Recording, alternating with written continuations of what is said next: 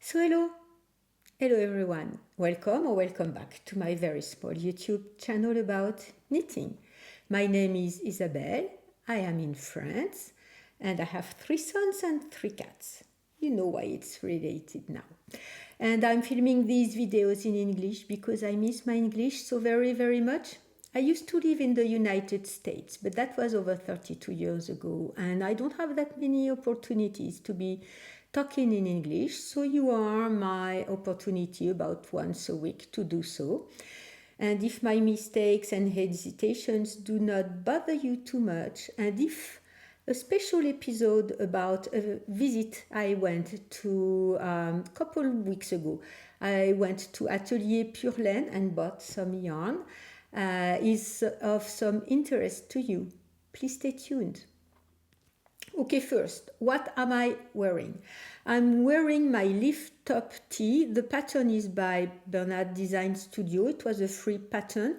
I knit that some time ago, in August 2021, and I knit with a cotton, so it's a recycled cotton from We Are Knitters. I'm not knitting from this type of yarn any longer. I do have it in my stash, so I use it anyway now. Because I have these projects where I prefer natural and dyed local yarn to me. But anyway, I have yarn in my stash, so I'm using it. So this is cotton. And this cotton is made from recycled denim fiber, jeans fiber. And this one is the natural color obtained by mixing all of the threads they finally get. And they say it's maybe 95% recycled fibers and cotton, because the rest is all that they can't take out of the jeans, the blue jeans, before they make the thread again. And it's a summer top. I like the motif very much. It was a very easy knit, and I'm wearing it quite a bit, even though you've not been seeing me wearing it so far this year. Okay, so a couple weeks ago I discovered on my Instagram feed Atelier Pure Laine, which is what I thought was about an hour away from me. So I contacted the lady, Frédérique, and we arranged for me to go see her on a Saturday. Good. So she said, fortunately, she said that so I had looked on the map, but she said, just put that very special wording in that very special place, because there are 2 farms with the same name, and one of them is a bit further away from where I am, so you won't land at where I am. So, okay. Fortunately, I'm the kind, if I'm not in advance, I feel very late. And so I arranged, we had said 11 or 11:30, something like that, because she had things to do in the morning, and with an hour drive, that was perfectly fine for me. And fortunately, I was very early, because I said, okay, if I have to fiddle around and look around, and okay.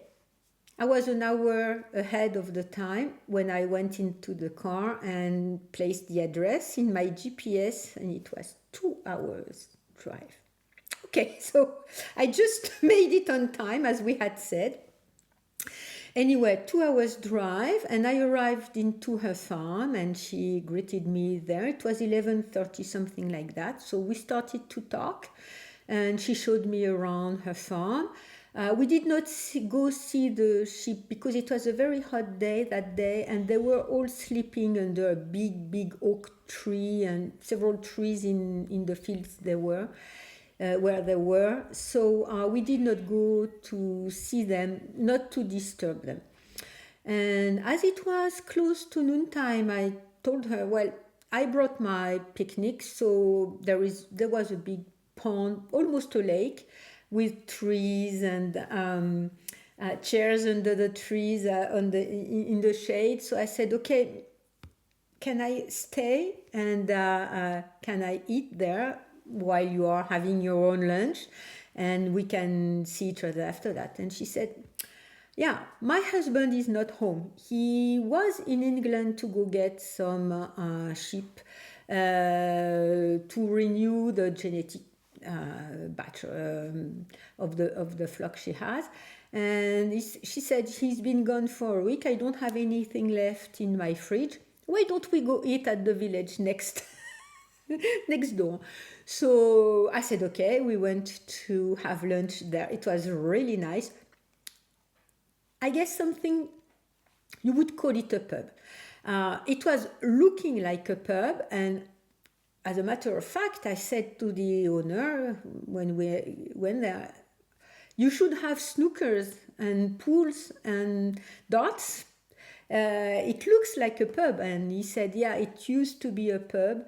There was a disaster, a bit fire or something, and the previous owner stopped everything. And when they rebuilt, they did not want games in the pub, but they do look like a pub. We ate outside in the shade. It was very, very nice. And then we went back to her farm. And I left, it was maybe 4 o'clock in the afternoon because I had a 2 hours drive. So we went, we stayed and we talked a lot. She has arranged a place to receive people for knit days because now all the people who are coming to see her, they stay for the day. So she arranges knit days, but sometimes she does knit nights.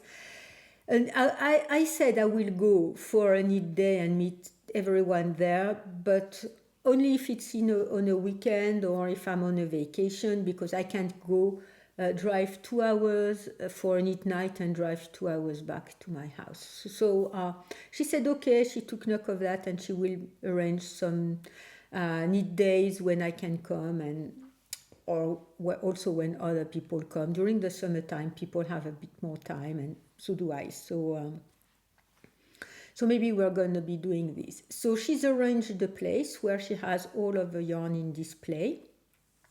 And the room next to that, she has chairs and a coffee machine and a teapot. And she likes to talk, and you may have noticed that I do too. So we spent a very nice time there. We talked a lot about her process, her flock, how she treats the yarn, where the yarn is sent to be washed and spun and everything. And if you've been here, you know that I have these projects where I prefer now, even though I'm knitting what I have in my stash, and I'm not forgiving, I'm not, I will buy superwash yarn if I see one that I love, and I have no absolute rules, but I prefer to be knitting from natural, undyed, untreated wool that is local to me. Local or where I go in person. Maybe local to me in vacation, but maybe it can be far away from me, but somewhere where I go.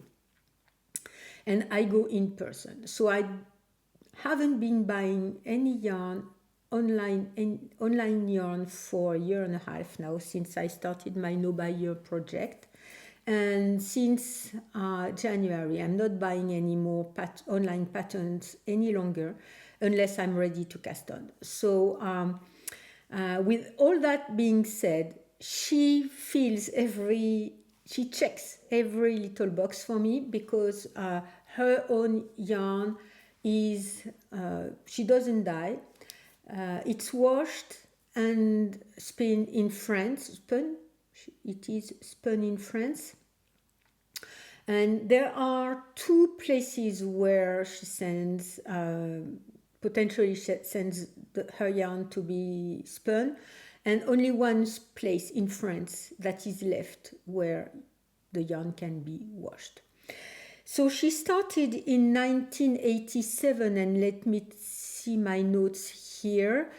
She started in 1987, and when they moved with her husband and the family and her kids from Paris to this countryside where her husband got a job. And she used to be a teacher, and she decided, I'm not going to be teaching again, because I will have to travel a lot to go to schools, because they landed in a very, very isolated place. There are a few villages around, but no schools in these villages, and the kids go a bit elsewhere, further away. And so she decided, I'm going to have this farm, we are buying this farm that we can afford, and I'm going to be raising and mixing my new way of life with what I like. And she also spins a lot. She has looms where she does a lot of weaving, and she prefers weaving to knitting. So she's been there since 1987. She breeds, she has Hampshire down breeds, and let me take my book. So I've been getting some information from the Fleece and Fiber Sourcebook, and here are, I took a few pictures, and I asked her if I can get some pictures from her website.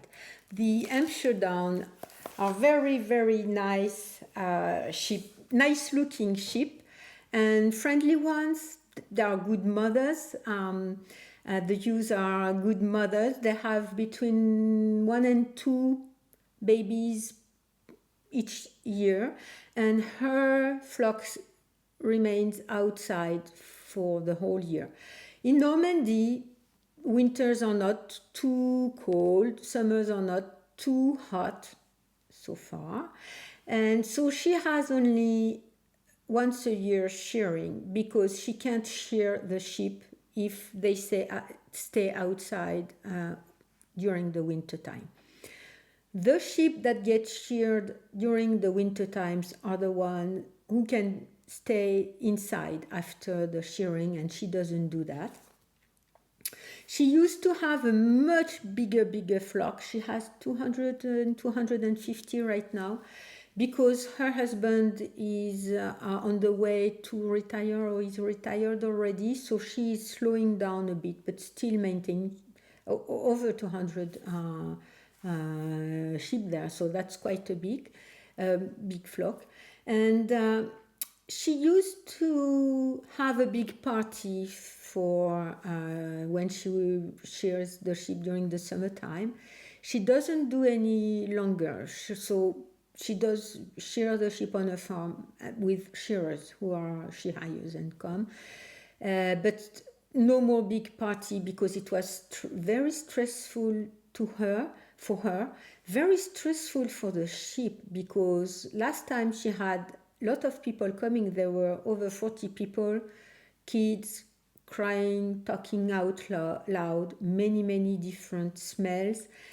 And her sheep stay out during year-round, so they are not used to the barn. So they would take them inside to be sheared, and it was very stressful for everyone, except for the visitors, but she doesn't do that any longer. So she's going to be shearing them sometime soon, maybe now or in a few weeks from now. And so she has several yarn qualities, and the one I bought is the Pure Laine Hampshire Down from 2022, the shearing from 2022, and it's the finest quality she has. So it's 266 meters per 100 grams. You knit with 4 to 4.5 millimeter needles. It's a 16 stitch gauge. So here is the characteristics of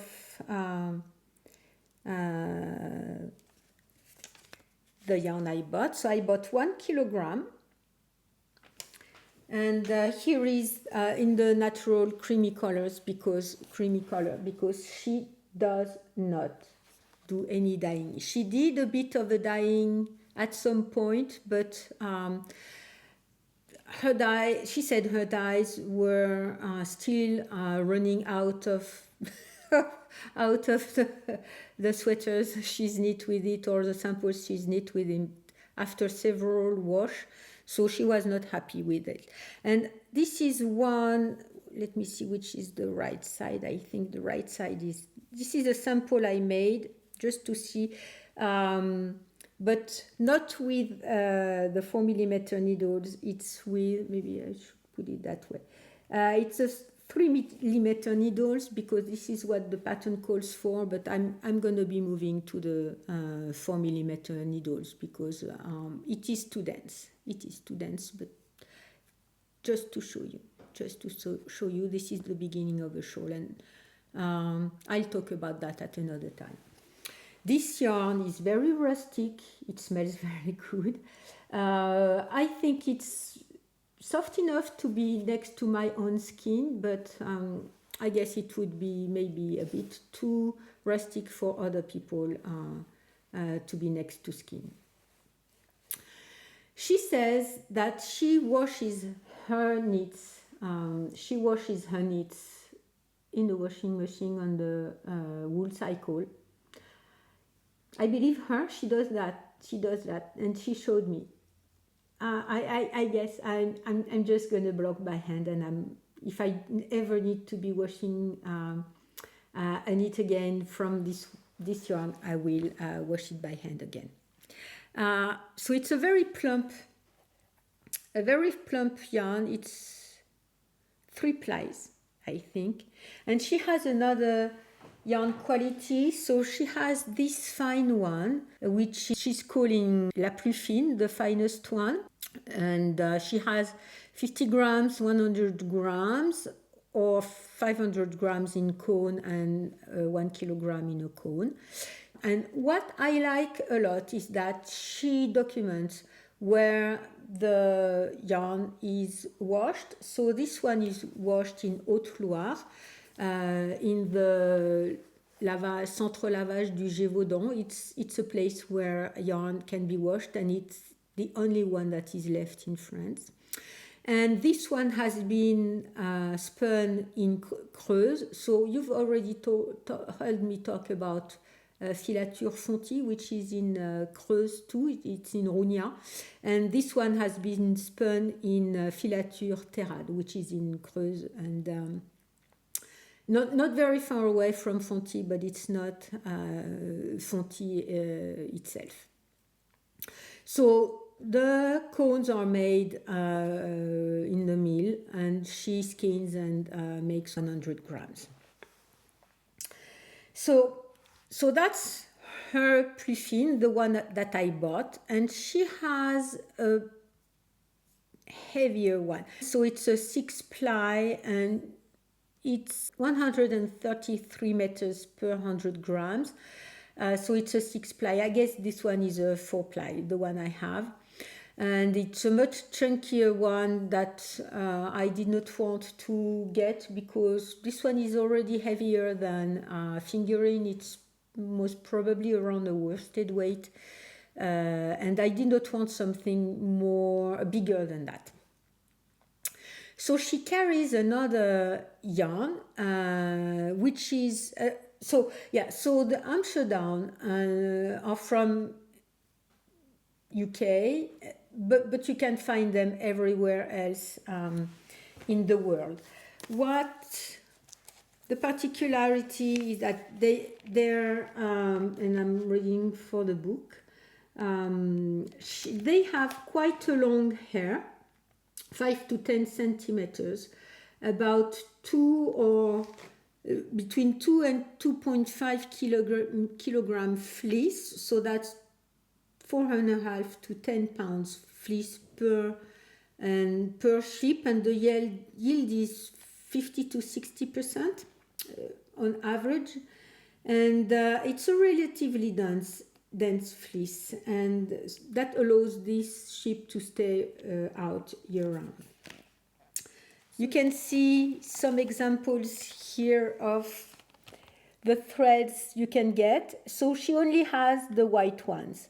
She doesn't have the dark ones. And she also worked with other producers in France where that have the same type of yarn and work. So she works alone for washing and spinning the yarn, but she also belongs to a bigger group for quality controls and things like that.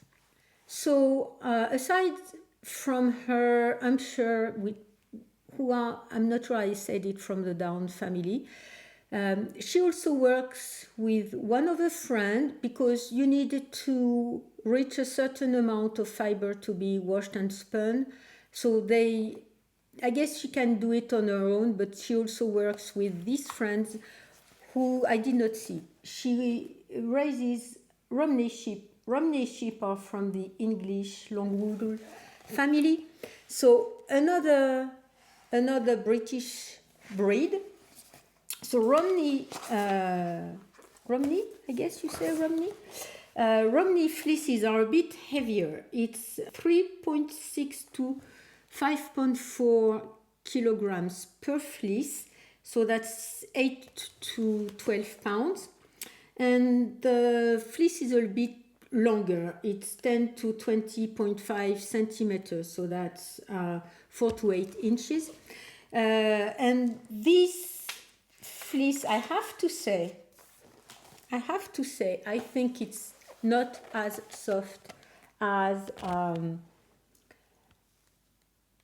her own one. So she also carries these ones, and her friend has both white and dark sheep. So she makes both the creamy white, undyed creamy white, or undyed darker one, and she mixes 20% of dark fleece with 80% of white, creamy white fleece. So the Romney fin is the one that I bought. I bought two cones, two 500 cones. This one is 400 meters per 100 grams. It's a bit finer. You knit with 2.5 to 3.5 millimeter needles. Sorry, it's all crooked up. And if it's just before my eyes, I can't see it. But if it's not before my eyes, it's not focusing. Okay, so this one is the creamy one. And so I have 1 kilogram, two 500 cones. And I don't have any project in mind. With her, I'm sure I had already a project in mind when I bought the yarn, and I bought some more for some of you. So that's the white one. She gave me 55 gram skein of the darker one for me to try, because this one, she says, has a problem. So I knit a little bandana from Lamben Kid pattern. It's a free pattern, which is completely off gauge once again, because it's with maybe bulky yarn. But it's a free pattern, so you can adjust it very easily. So you see that little bandana, if I try to, I blocked it so it's less visible. If I try to make it very carefully, each border very well aligned, you can see that the fabric shifts. And this fabric shifts because the yarn is too tightly spun by the mill. There was a problem there. What she's done, she's taken a sample, unply it, wash it, ply it again at the same thickness as this one, because they should be the same thickness, and this one is much, much, much finer. And once she's plied it again, the yarn is not, the fabric is not shifting again when you knit it. She says that if you weave it or if you crochet with it, it's fine. So she sells it for weavers or crocheters, but not for knitters. She's also said that if you use a stitch pattern or cables, it prevents the yarn and the fabric from drifting too much, but she can't sell that to people, saying that you have to make a cable pattern, otherwise your your work is going to go sideways. So she gave these 50 grams to me for me to try, and I made the little bandana, sherbet bandana by Lambent Kid, and it's a bit more, this yarn is a bit more rustic than her Hampshire down one, but it's soft enough for me to have it next to my skin. She said she would not recommend that to all of her usual customers because some of them just want very, very, very soft yarn. She also sells, and she doesn't have any right now, yak fiber and yarn from Fonty, but there is a shortage right now, and she doesn't have any for selling. So yes, after I spent the day with her, we talked a lot about her processes, and she insists into having her yarn processed in France with French standards and in factories where she can go and talk to the people.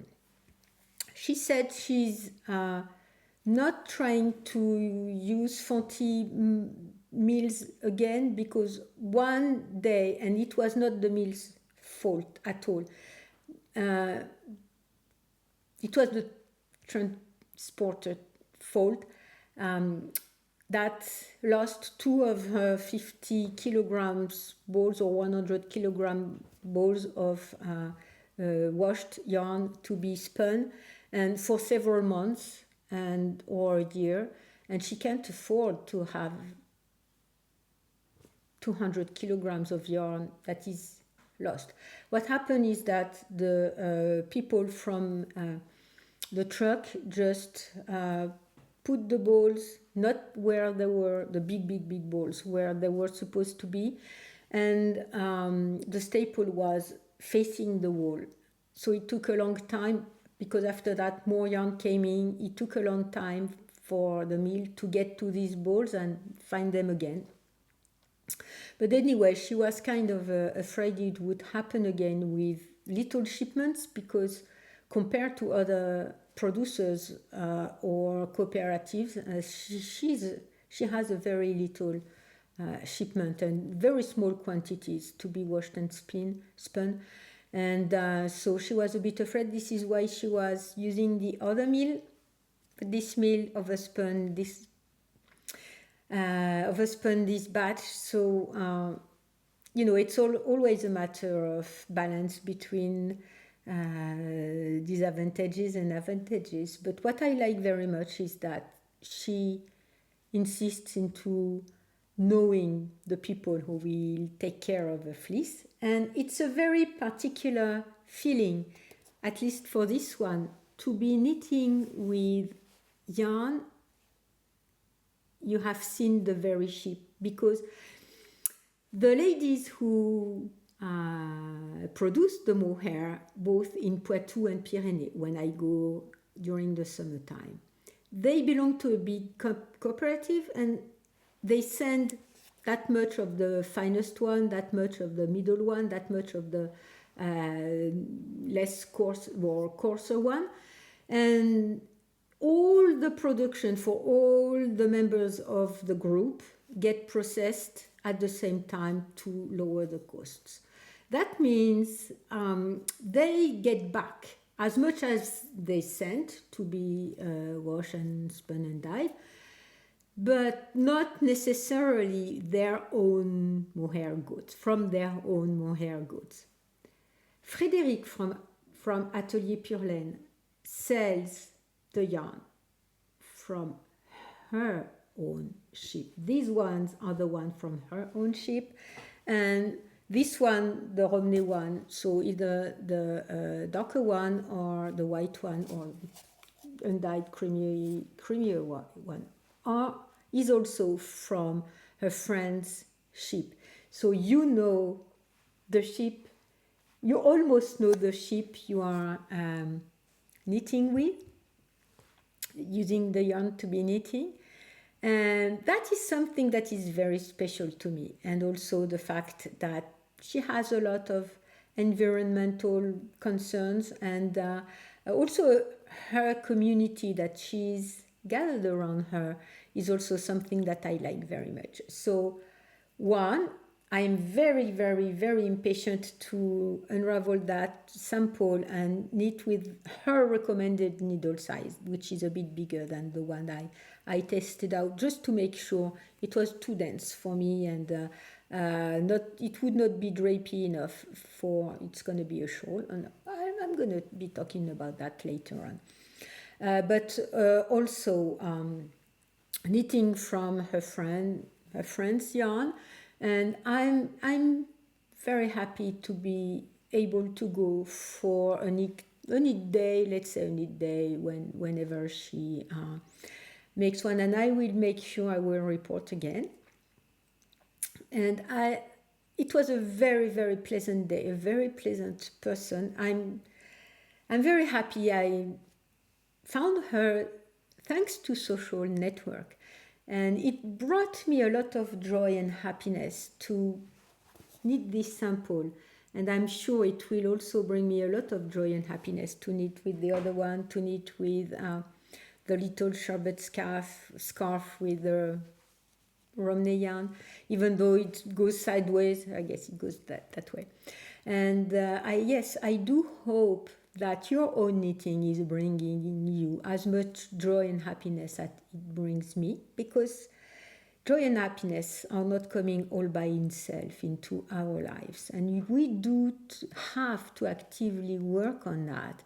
And every little stitch that brings us joy is one spark of joy into our day, even if sometimes our days and our life, we are in very dark places. These are little sparkling sparks of joy and happiness that we can place into our life.